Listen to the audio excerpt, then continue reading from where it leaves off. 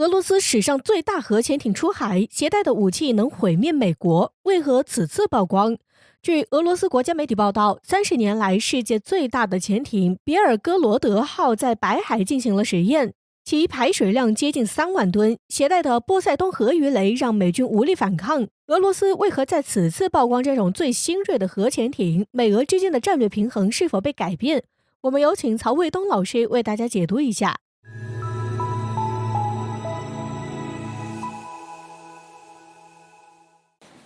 观众朋友，大家好，我是曹卫东。最近呢，俄罗斯试验了一款新型的核潜艇别尔哥罗德号的，念起来还挺绕口这样的一种新型核潜艇。因为我们知道核潜艇目前世界上呢只有3种类型。第一种核潜艇呢叫战略导弹核潜艇，就是它是核动力的，但是它搭载的武器装备呢都是战略导弹，就是可以说是洲际导弹了。比如说美国俄亥俄级的这种核潜艇搭载的3叉戟这样的战略导弹。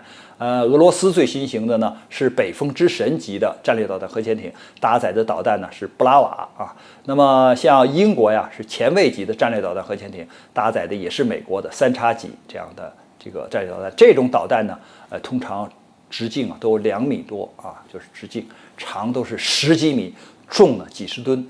这样一发射出去呢，一般最少的距离也可以达到8000公里，然后还是多弹头的，所以它的这个海基的核力量就体现在这里边。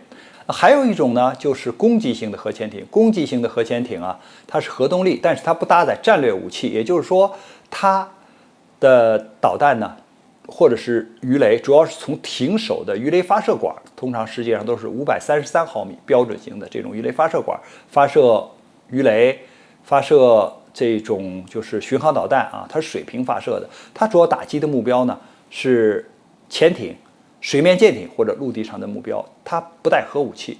那么还有一种呢，就是叫巡航导弹核潜艇，这个主要是美国的俄亥俄级的战略导弹核潜艇，他认为18艘太多了，所以他搞了4艘改成巡航导弹。就是本来嘛，它这个像3叉戟的这个导弹很粗，2米多所以它有24个发射孔每个里面放1个。但是要放巡航导弹呢，就战斧巡航导弹，它1个孔里面可以放7枚，所以24个孔，它可以放上百枚的没问题。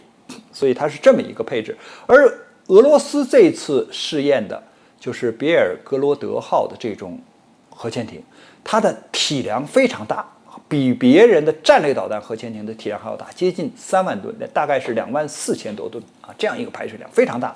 但是呢，它又不搭载战略导弹，因为战略导弹都是垂直的放在这个艇体，通常是在这个桅壳的后边放在这里边。它搭载什么呢？它搭载波塞冬这样的无人潜航器，当然也有人管它叫核鱼雷。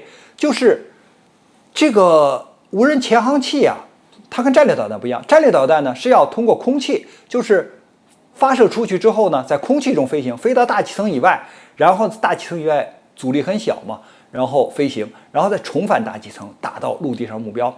它发射出去什么呢？它发射的是等于是无人潜航器或者是核鱼雷就是这枚武器，无论是潜航器还是核鱼雷，它自身的动力就是核反应堆。那你想它的这个航行的距离可以多远呢？再有一点就是它如果搭载了核弹头，对吧？那么它一旦爆炸，就是一个水下的核爆炸，对吧？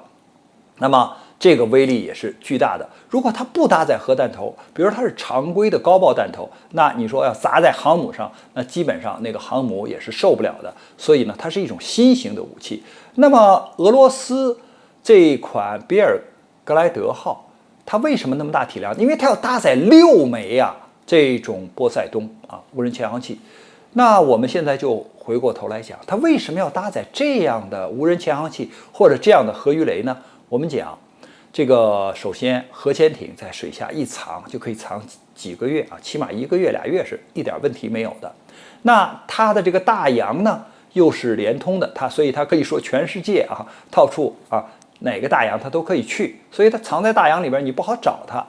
再一个呢，它搭载的这个波塞冬或者说核鱼雷下潜到1000米没有问题。那么一般的核潜艇是300米到500米它下潜到1000米，所以这个你也不好逮它，也不好发现它，也不好毁伤它。就是你拿深水炸弹炸它，也未必能在1000米这个深度爆炸啊，因为你自身受到这个压力，你的这个武器装备能不能使还成问题呢。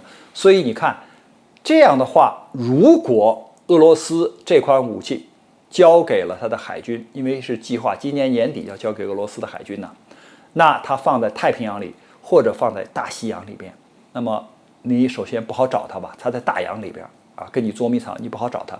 再一个，它一旦发射了这种核鱼雷，它发射的时候是什么呢？艇朝前面走，这个打开这个就是装载舱之后呢，那个核鱼雷下来往它相反的方向走。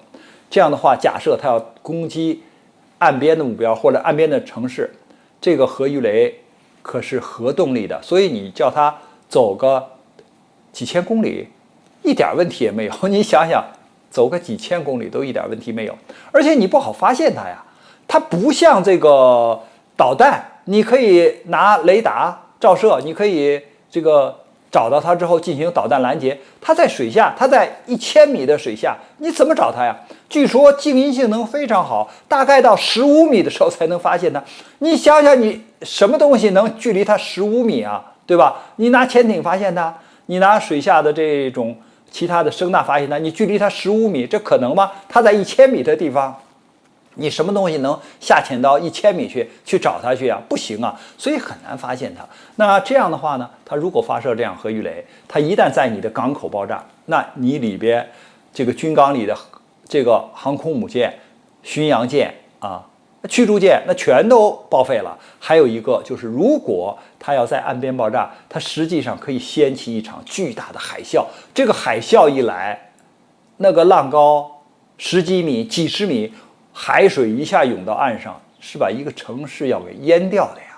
所以你说这个破坏力不是相当于核武器的破坏力吗？而且它也有这种核辐射啊。所以我们说这种武器的破坏力还是非常大的。所以俄罗斯在这个时候试验，实际上就是给美国看，哎，你现在对我挤压，你现在啊对我进行威慑，所以我也对你不客气。我们讲，在这个时候，别尔格莱德号的核潜艇的消息传出来，就是来反制美国，就是来威慑北约。关于这个话题呢，我们今天就聊到这儿，感谢大家关注本栏目，我们下期节目再见。